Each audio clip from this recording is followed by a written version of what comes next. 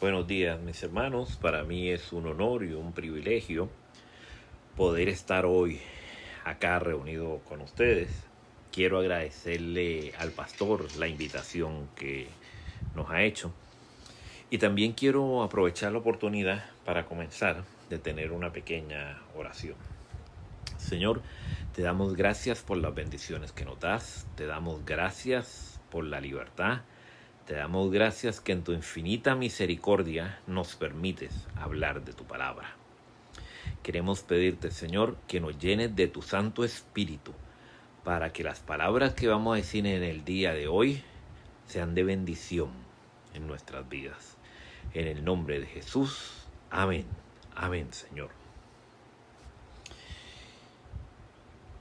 Si nosotros vamos al capítulo 12, vamos a encontrar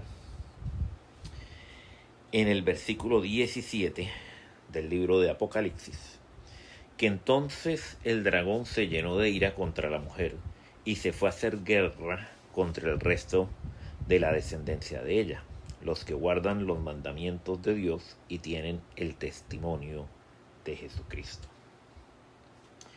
Lo primero que debemos señalar es que la mujer representa a la iglesia y la próxima vez que la vamos a ver es en el capítulo 17.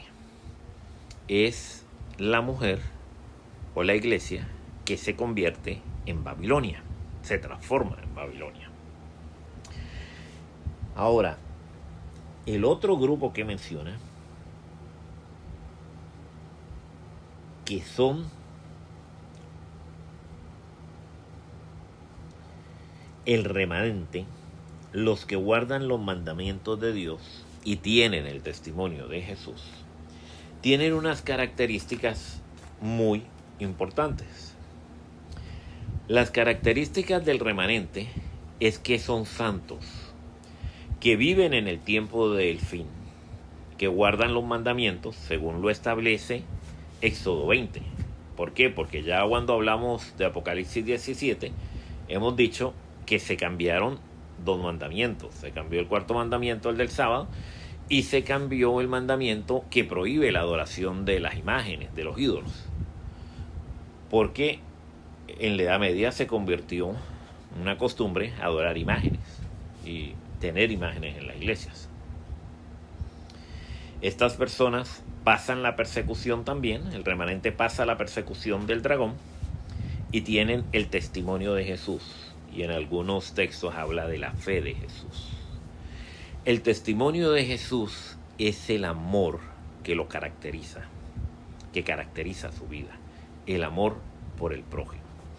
La fe de Jesús es no esa definición filosófica que nosotros estamos acostumbrados de Pablo, de lo que es la fe, sino lo que representa la fe en el Antiguo Testamento, que es creer, confiar y aceptar la voluntad de Dios en nuestra vida, seguir la voluntad de Dios en nuestra vida.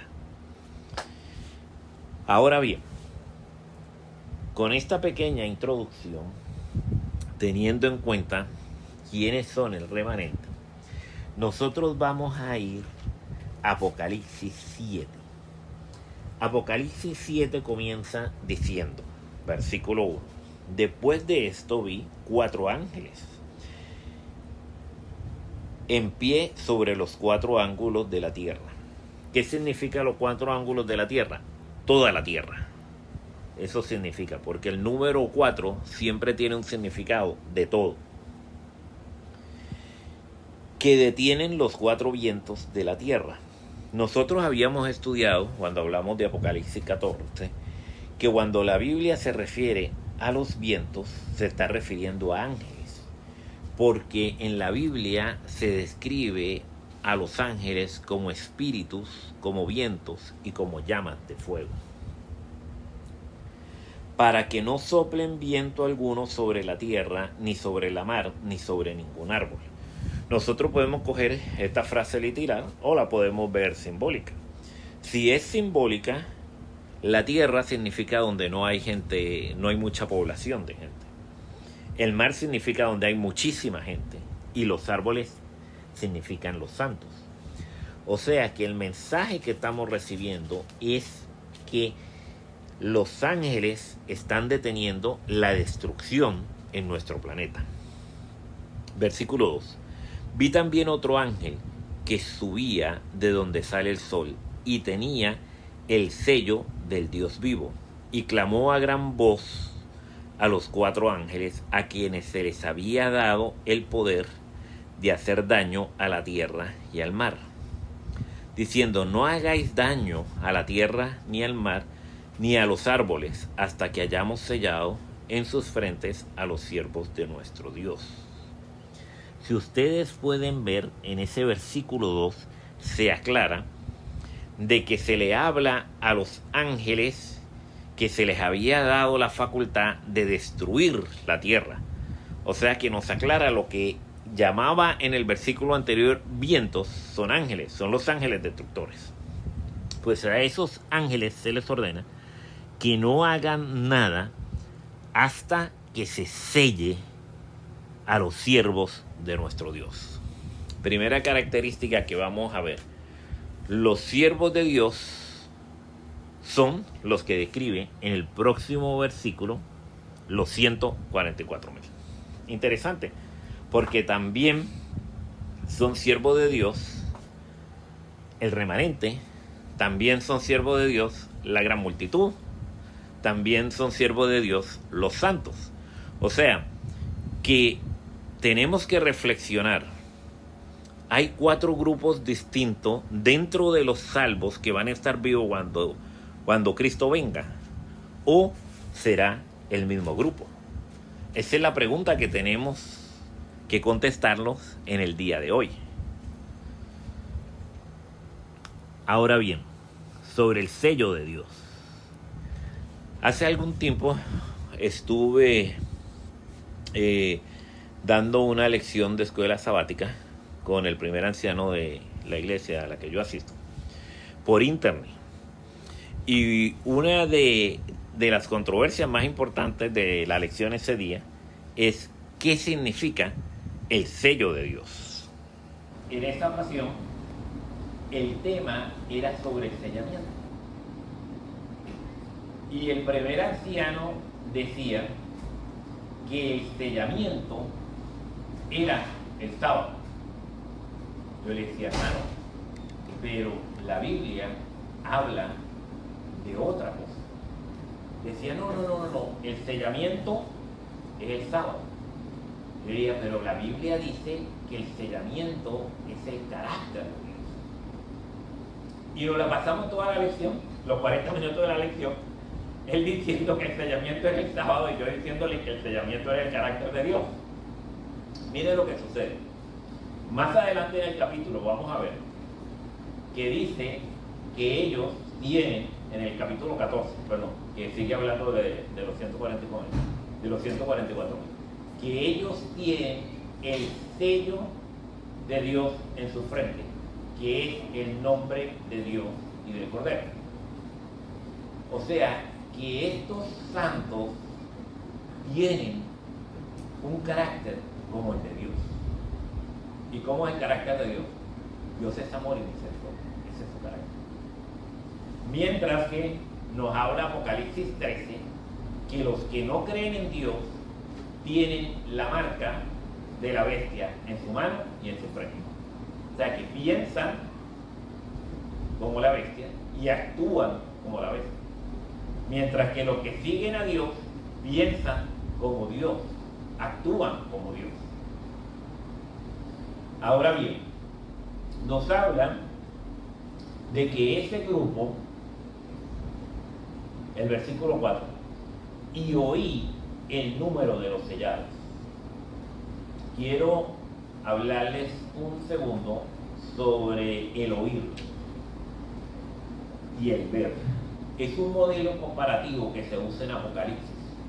Si usted va a Apocalipsis 5, versículos 5 y 6, le dice el ángel al profeta: no llores más, mire el león. ¿Y qué dice el profeta? Y miré y vi un cordero. Ok, si usted va a Apocalipsis 21, 9 al 12, le va a decir, ven, te mostraré la novia, la esposa del cordero. Y dice, y vi y me mostró la santa ciudad. Es un sistema de comparación que se usa en Apocalipsis. ¿Por qué le hago ese énfasis? Porque aquí, en esta parte del capítulo, en el versículo 4, dice, y oí el número, 144,000. Y en el capítulo 9 dice, y los vi, una gran muchedumbre que no se podía contar.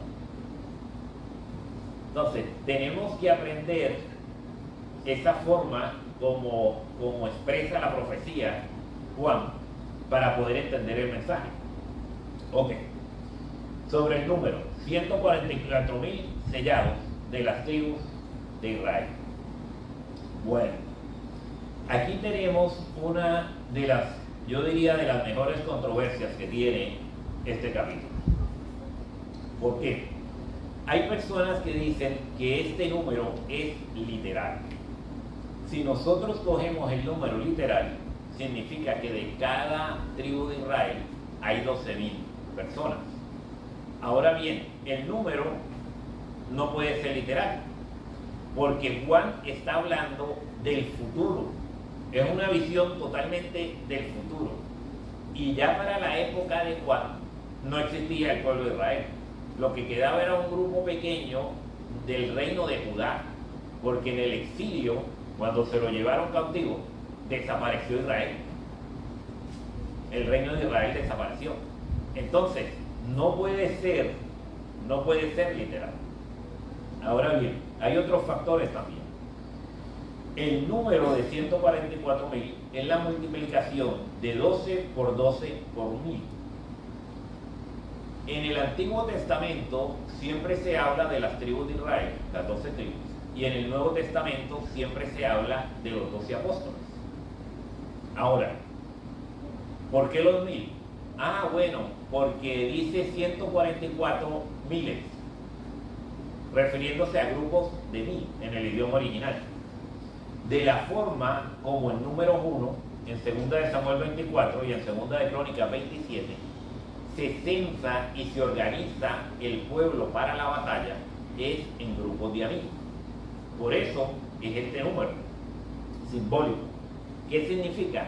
Que esa es la iglesia de Cristo. Ese es el grupo que va a pasar la gran tribulación y que va a estar en la última batalla espiritual que va a tener nuestra tierra. En los próximos versículos nos expresan del 5 al 8, 12,000 de la tribu de Judá, 12,000 de la tribu de... y así va uno por uno. Sobre este listado solo quiero decirles que en la Biblia en 4 ocasiones se menciona el listado de las tribus. Está en Génesis 49, está en Números 1, está en Ezequiel 48 y está en Apocalipsis 7. Si ustedes van a esos 4 lugares, van a encontrar que la lista se hace de distintas formas. Y en Apocalipsis 7, Judá es el primogénito, siendo que Judá es el 4º hijo. Y se omite a Dan y a Efraín. ¿Qué le quiero decir con esto? De que es totalmente un número simbólico. Que nos dice Pedro, vosotros sois real sacerdocio, linaje escogido, pueblo santo, en 1 de Pedro 2:9. Que el Israel del Nuevo Testamento es un Israel espiritual. Que el Israel de las 12 tribus, como el Antiguo Testamento que conocimos, ya había dejado de existir. Y Gálatas 3:26 en adelante, al 29, nos dice: no hay judío, ni griego, ni esclavo, ni libre, ni hombre, ni mujer, todos somos iguales ante Dios. Así que la referencia es totalmente a un Israel espiritual. Ahora bien, el versículo 9 nos dice: después de esto miré, y hay aquí una gran multitud, la cual no podían contar, de todas las naciones, tribus, pueblos, lenguas, que estaban delante del trono en presencia del Cordero, vestidos de ropas blancas y con palmas en sus manos. Miren lo interesante. Cuando él habla al principio del capítulo, que vio al grupo de los 144.000, él está hablando que los vio en la tierra. ¿Se dieron cuenta de eso? Porque dice que los ángeles aguantaban los vientos para que no hubiese destrucción. Ahora está diciendo, los vi. ¿Dónde los vio? Allá los escuchó en la tierra, le dijeron estar en la tierra. Ahora los vi en el cielo, donde está el trono del Padre.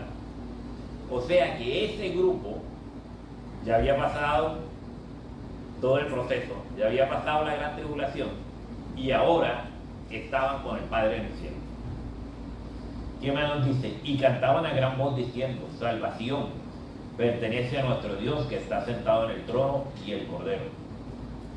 Y todos los ángeles estaban alrededor del trono y de los ancianos y de los 4 seres vivientes y se postraron sobre su rostro delante del trono y adoraron a Dios, diciendo, amén, la bendición, la gloria, la sabiduría y la acción de gracia, y la honra y el poder y la fortaleza sean a nuestro Dios por los siglos de los siglos.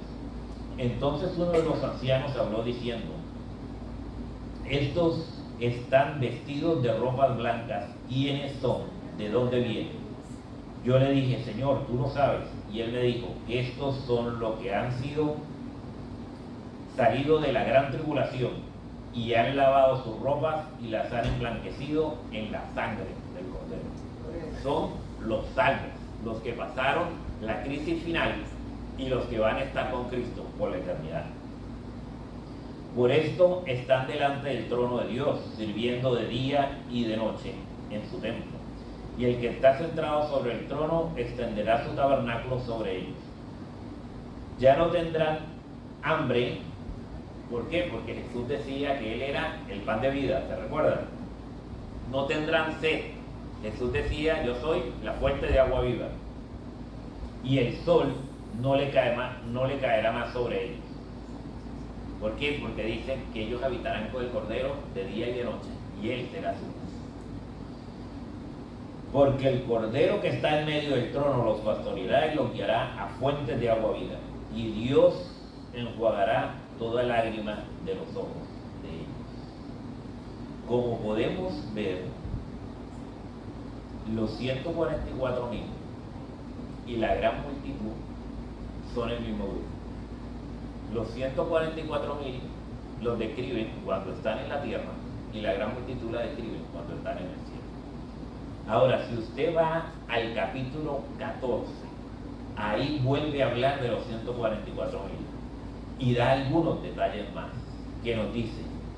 Y después miré y aquí el Cordero está en pie sobre el monte de Sión. Están hablando del cielo.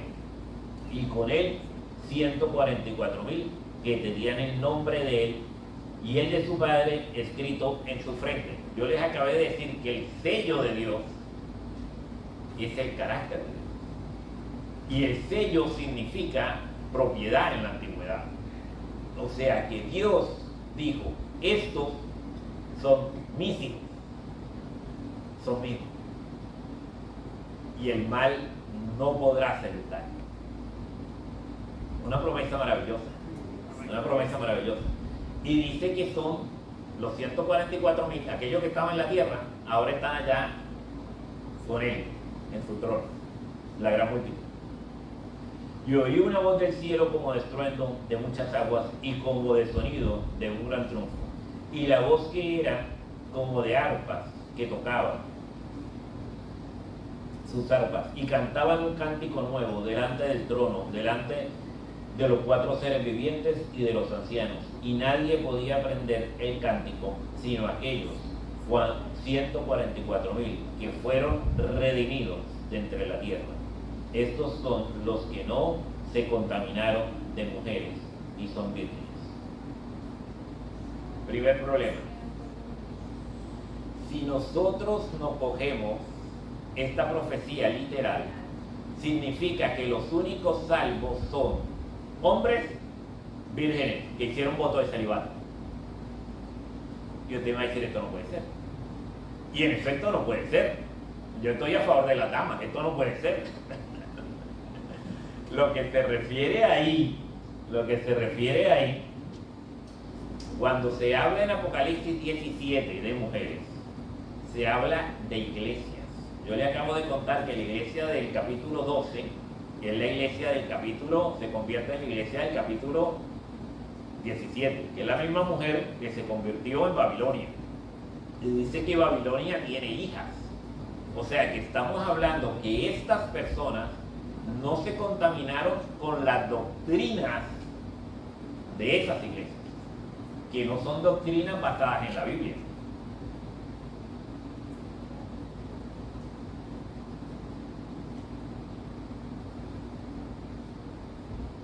Por eso es que dice, se mantienen puros en su doctrina.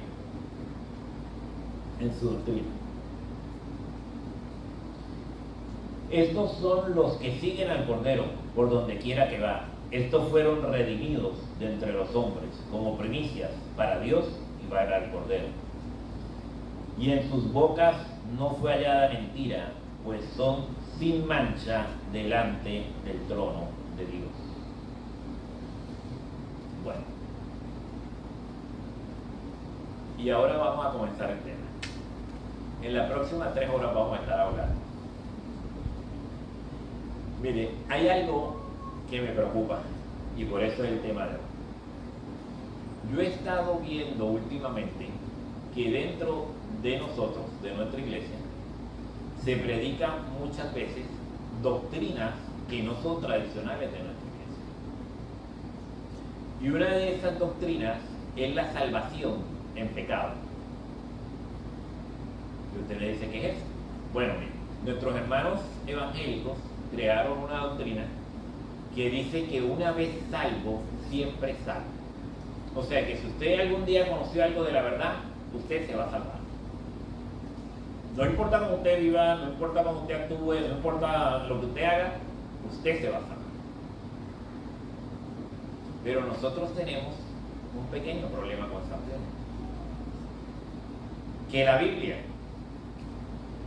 capítulo 7 y capítulo 14 que acabamos de estudiar, dice que son santos. O sea que salvación en pecado no hay. No es bíblico. Voy más lejos, hay otra doctrina de nuestros hermanos católicos. Se llama el purgatorio. Que todas esas personas que mueren en pecado van a pasar un estado de purificación y entonces van a ser santos para estar en el cielo. Esa doctrina no es bíblica, está en contra de lo que estudiamos.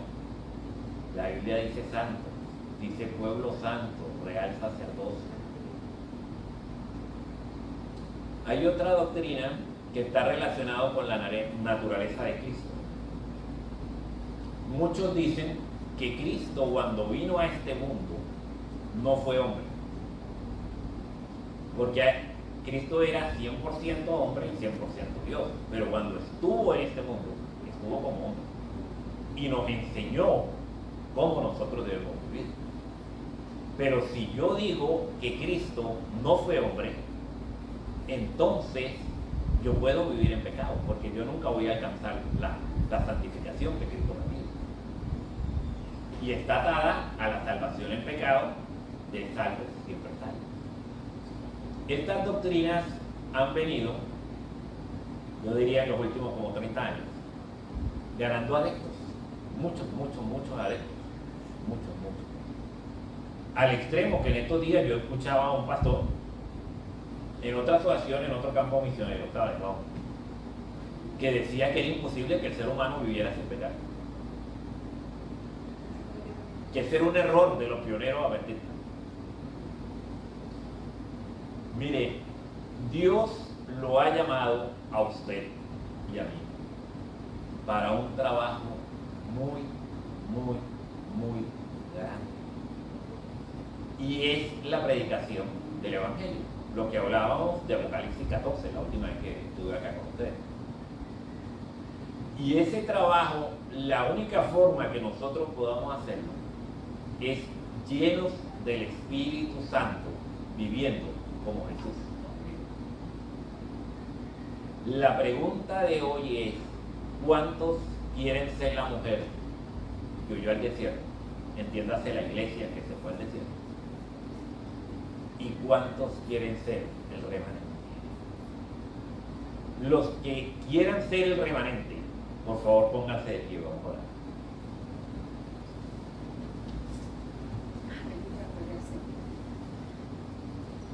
Señor, aquí está tu iglesia una vez más.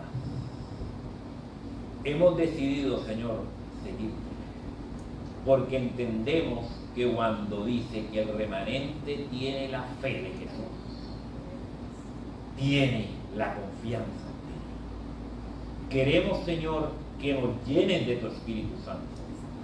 Sabemos que la gran tribulación está cerca, Señor, y la única manera, Señor, es que llenos del Espíritu Santo nosotros podamos pasar esa gran tribulación. Ahora, Señor, bendice. Ayúdanos a estudiar la palabra, Señor. Ayúdanos que el Espíritu Santo nos transforme, que podamos en el nombre de Jesús vencer el pecado. Y así, Señor, como tú venciste a Satanás cuando lo arrojaste del cielo, cuando tú venciste a Satanás en la cruz, y así como lo venciste en mi vida, Señor, danos la victoria final en la gran tribulación. Que podamos decir: Señor, somos tu pueblo, te hemos esperado y tú vendrás pronto. Y despídenos con la bendición que le dabas a tu pueblo en el pasado. Jehová te bendiga y te guarde, haga resplandecer tu rostro en medio de ellos y ponga en ti paz. Que Dios los bendiga. Amén.